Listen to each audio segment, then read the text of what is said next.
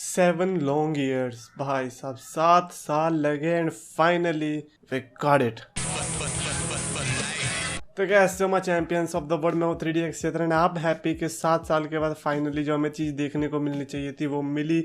मतलब आज से ठीक 7 साल पहले एज वर्सेस सेथ रॉलिंस की फ्यूड कहीं ना कहीं टीज हुई थी, या फिर सेथ रॉलिंस ने जिस तरह से एज के साथ अटैक किया था, हम चाहते थे कि यार एज बदला ले। Edge is not that type of guy जो किसी की भी ऐसे सुन के ले लेगा, ठीक है। और वो बदला आज फाइनली स्मैकडाउन में ले लिया।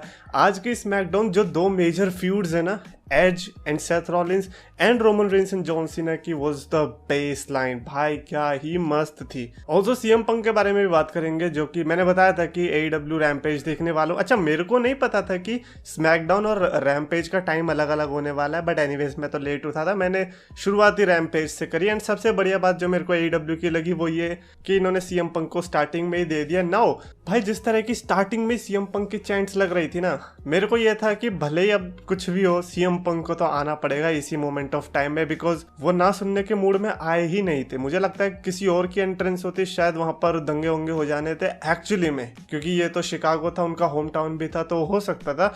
एंड देन जैसे सीएम पंक का थीम सॉन्ग बजा and I was like yes this is the moment, पीछे बैठ जाओ, एंजॉय करो, सीएम पंक को देखो, सिर्फ क्राउड को मत देखो, बिकॉज क्राउड तो वही थी ना, anything entire WWE they are going to support, so crowd को इग्नोर करते हैं। बट सीएम पंक को देखने के बाद और जो उनकी हैप्पीनेस थी देखने के बाद बड़ा ही मजा आया।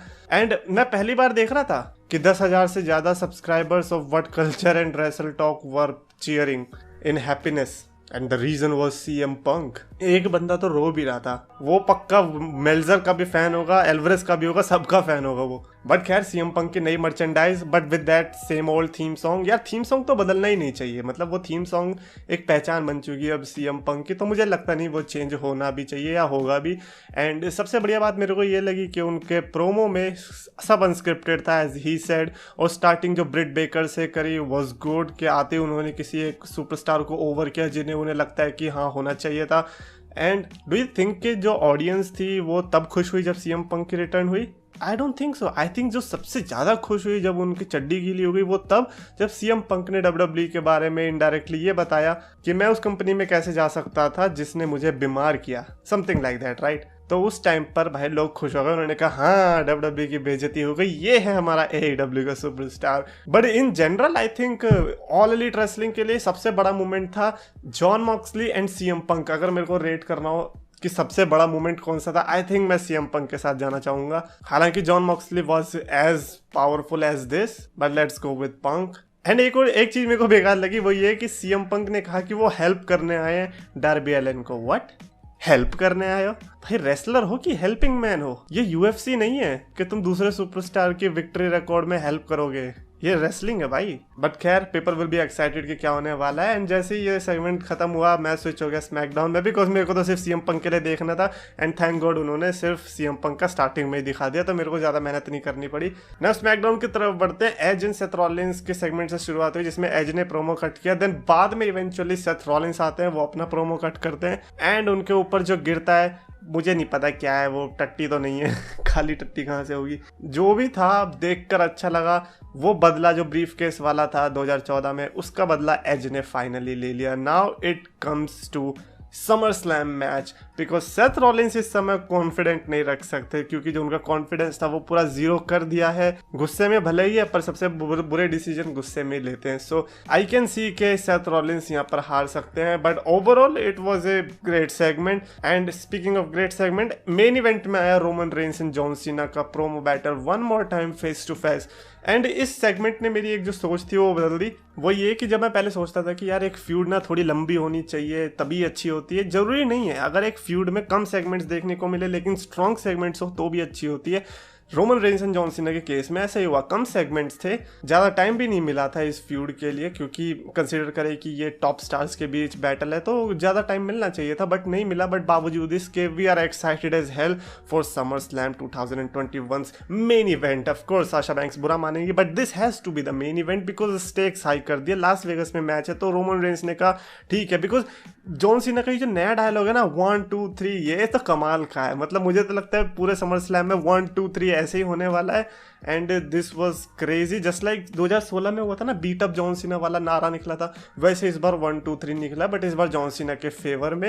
एंड एवरीबडी वाज डूइंग 1 2 3, तो वो देखकर काफ़ी अच्छा लगा। बट रोमन रेंस को ये चीज़ पसंद नहीं आई और उन्होंने बोल दिया कि भैया लास वेगस है तो या तो मैं तो चैंपियन बन के ही निकलूंगा, मतलब चैंपियन ही निकलूंगा, या फिर मैं WWE छोड़ दूंगा। Wow what A line.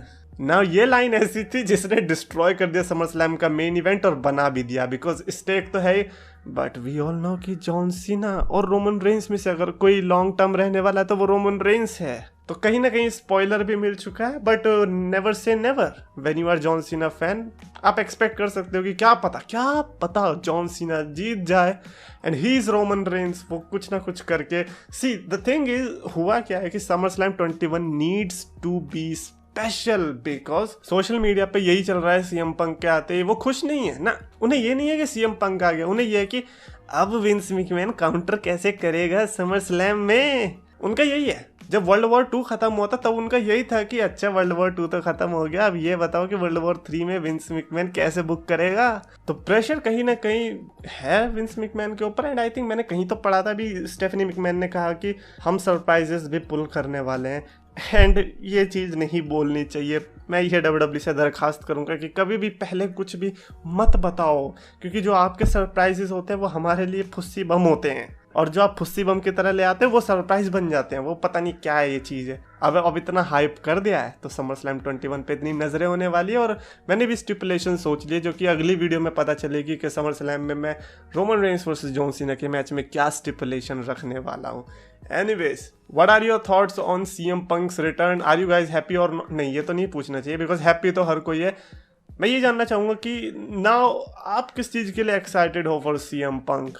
Comments में लिख कर बताओ। और अगर आपको वीडियो पसंद आए तो प्लीज लाइक करो, शेयर करो, चैनल को सब्सक्राइब करो। रेसलिंग फैंस को पास बुलाया, मीठे शब्दों से सबका दिल था चुराया, अपने नाम का सच दम था बनाया, 2 लाख का इसने परिवार था जुटाया।